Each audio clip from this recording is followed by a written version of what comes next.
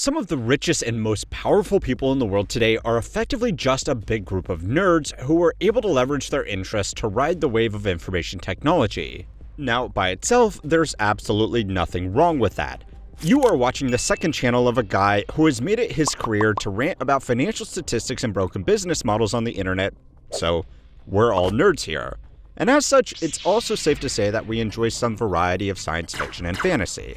No, the problem is this group of nerds over here seems to also enjoy these genres, while at the same time getting absolutely everything wrong about them. They watch Gattaca while funding designer baby startups. They read Snow Crash in the culture before turning around and launching the metaverse and Neuralink. They see Blade Runner and Cyberpunk and decide that this is, at the very least, a desirable aesthetic.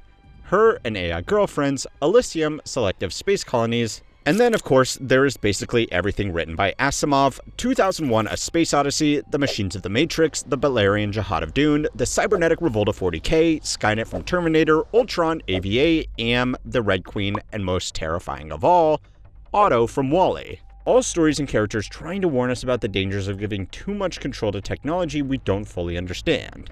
And well, you can see that's clearly been taken to heart.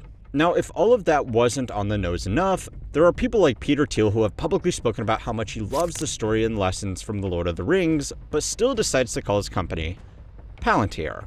Or well, yeah, even YouTube's darling watching Squid Games and deciding that the lesson the show was trying to communicate was that poor people competing for life-changing amounts of money is good entertainment, with, as far as I can tell, not a lot of irony. So for all of the adoration they have for these cautionary genres of media, why do they never learn from them? You've been living in a dream world, Neo. This is the world as it exists today. In a few months, he creates a revolutionary type of microprocessor. In 3 years, Cyberden will become the largest supplier of military computer systems. Can a robot write a symphony? Can a robot turn a canvas into a beautiful masterpiece? Congratulations on surviving red light, green light. Are we the baddies? Okay, so it would be really easy and probably, honestly, a lot more fun to just highlight dumb tech bros bringing on their own apocalypse for 15 minutes. But instead, I think it would be a lot more productive to try and understand the psychology that makes these people do the things that they do. Like it or not, it is going to affect us all.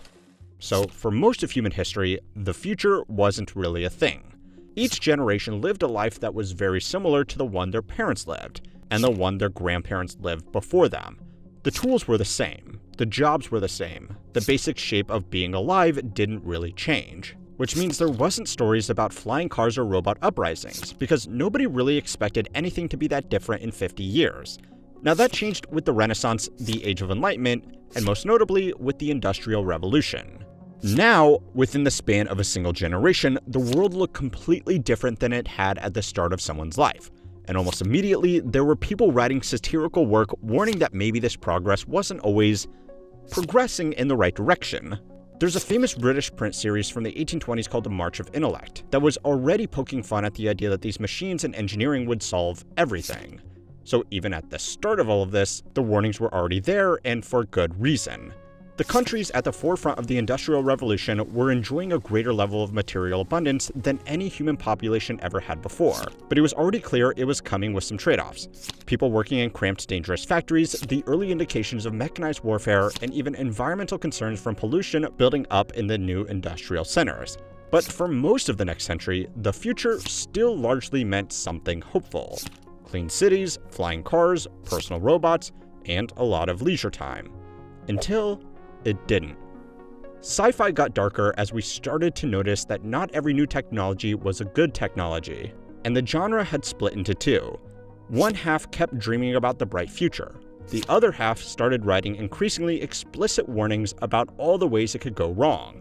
And those warnings were, not subtle. Gulliver's Travels satirized new science and the idea of progress for its own sake all the way back in 1726. Mary Shelley's Frankenstein was published in 1818 as an explicit warning about reckless scientific ambition without respect for morality. And Samuel Butler's Erewhon chronicled the dangers of blind societal progress, thinking machines, and manufactured utopias that only look good because they hide the suffering of the unfortunate. Now, Aurelia well, let's call it a fun, nerdy deep dive here, is that Samuel Butler is almost certainly the namesake inspiration for the Butlerian Jihad from Frank Herbert's Dune, where humanity fought an almost extinction-level war against the thinking machines before outlawing them completely. And his book itself, Erewhon, again a warning about stratified utopias built on hidden suffering, is now the namesake of a chain of supermarkets where you can buy individually packaged strawberries for $20 each, or a package of ice for $30. Sometimes you really just can't make this shit up.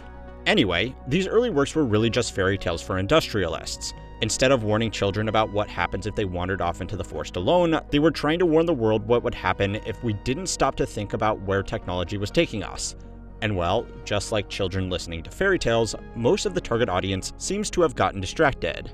The people with the most resources, the most political power, and the most influence over what gets built next seem to read these warnings as a to-do list. The phenomenon actually has a name now, and it's called the torment nexus. The phrase comes from Alex Bleckman, a writer for The Onion, who tweeted it in November of 2021, right after Facebook announced it was rebranding to Meta and committing to building a metaverse, a word that was originally coined in Snow Crash, a satirical novel about a corporate hellscape.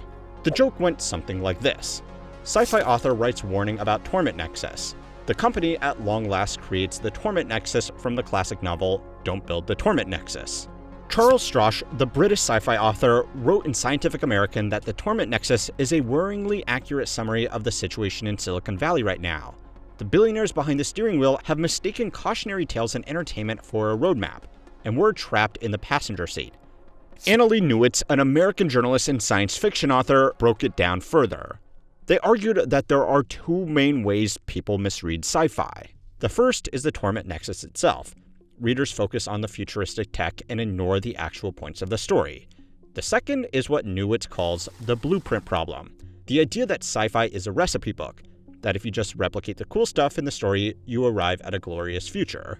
Another author, Vajra Chandrasekhara, has pushed this even further onto the writers themselves, arguing that sci-fi has been a little too aesthetically generous to the things it claims to warn about. In his words, "You know the torment nexus meme? I love it. I enjoy it. But it also elides culpability in a way. It's like, oh, we were just warning you against it. We didn't mean to make it sound cool." You kind of did, a little bit, mean to make it sound cool. In plain English, Blade Runner 2049 is clearly a dystopian sci-fi, but goddamn, it's cool as fuck. The vibe is stylish even when the world is awful, so people strip mine the imagery and discard the ethics. They want the glowing dashboard. They do not want the social critique behind the dashboard. They want the autonomous drones in the sky, and they do not want to think too hard about who is on the other side of those drones. But beyond that, there are really three reasons why the specific target audience of tech bros almost always seems to get these lessons wrong. The first reason is the simplest one. They identify with whoever holds the power in the story, and the warning, by their reading, is always for someone else. In most cautionary tales, the dangerous object is seductive. The Palantir, the Prequel machine, the genetic ranking system, the AI companion, the omniscient platform. The story says this thing corrupts institutions and people, but a certain kind of reader looks at it and thinks, I would use this responsibly. That is the entire fantasy. The warning is for someone else. They see themselves as the protagonist, the chosen one who is finally going to get this right. A lot of tech founders see themselves as rebels, hackers, chosen ones, system breakers. But many sci-fi and fantasy stories are specifically about how chosen one thinking is dangerous. Dune is the textbook example. People read it as, find the Superman and let him rule, while the book itself is actually telling them that charismatic saviors turn history into a meat grinder. But if the reader already wants to see themselves as exceptional, they read Paul Atreides as aspirational.